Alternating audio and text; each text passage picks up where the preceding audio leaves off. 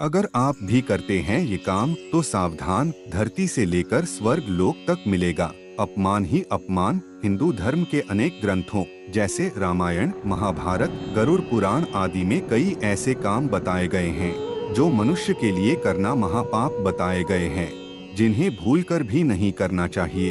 यदि कोई मनुष्य इन वर्जित कामों को करते हैं, उन्हें कई प्रकार की परेशानियों का सामना करना पड़ता है, जिनकी वजह से घर परिवार और समाज में मान सम्मान नहीं मिलता है।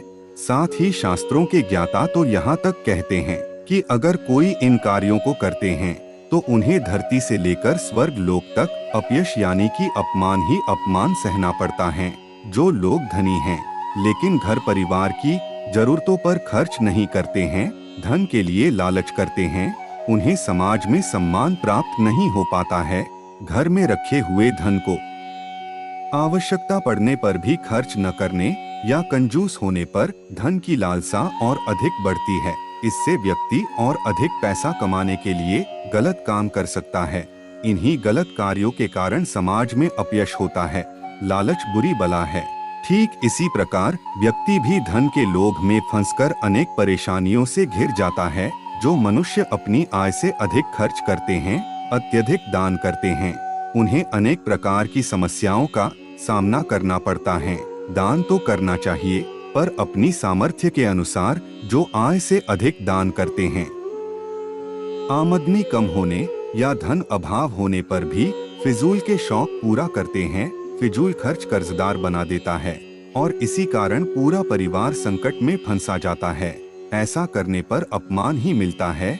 अच्छी या बुरी संगति का असर हमारे जीवन पर होता है।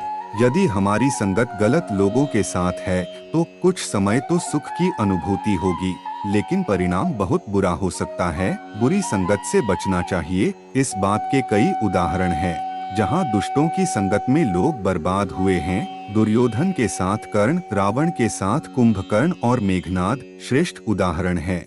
हमें दुष्ट लोगों का साथ छोड़ देना चाहिए। जो लोग स्वयं के स्वार्थ को पूरा करने के लिए दूसरों का अहित करते हैं, उन लोगों को इस काम के भयंकर परिणाम भुगतने पड़ते हैं। इस घृणित कार्य से व्यक्ति के साथ उसके परिवार को भी अनेक कष्टों का सामना व अपमान सहना पड़ता है। शास्त्रों में बताया गया है कि जो व्यक्ति जैसा कर्म करेगा उसे वैसा ही फल प्राप्त होगा। हम अच्छे काम करेंगे तो अच्छा फल मिलेगा और बुरे काम करेंगे तो बुरा फल मिलेगा। ऐसे लोगों को समाज के साथ साथ परिवार में अपमान का पात्र बनना पड़ता है। जो मनुष्य दूसरों की वस्तु हड़पने या चुराने का प्रयास करता है, वह महापापी माना जाता है। किसी और की वस्तु को छल से पाने या चुराने में मनुष्य के जीवन के सभी पुण्य कर्म नष्ट हो जाते हैं। चोरी की हुई वस्तु से कभी भी लाभ नहीं मिलता, बल्कि उसकी वजह से नुकसान का ही सामना करना पड़ता है। दान न करने वाला भी महापापी होता है। गुरु मनुष्य को अच्छे बुरे का ज्ञान देता है। गुरु को पिता के समान और गुरु पत्नी को माता के समान मानना चाहिए। गुरु पत्नी के साथ संबंध रखने वाले या गुरु पत्नी को बुरी नजर से देखने वाले मनुष्य को ब्रह्मा हत्या से भी बड़ा पाप लगता है। गुरु पत्नी के साथ समागम करने वाले मनुष्य के पापों का प्रायश्चित किसी भी तरह संभव नहीं होता है। ऐसे मनुष्य को जयंती नामक नरक में उनके पापों की सजा मिलती है। अगर कोई मनुष्य जानबूझकर या क्रोध में गलती से किसी की हत्या कर देता है तो यह कर्म महापाप माना जाता है।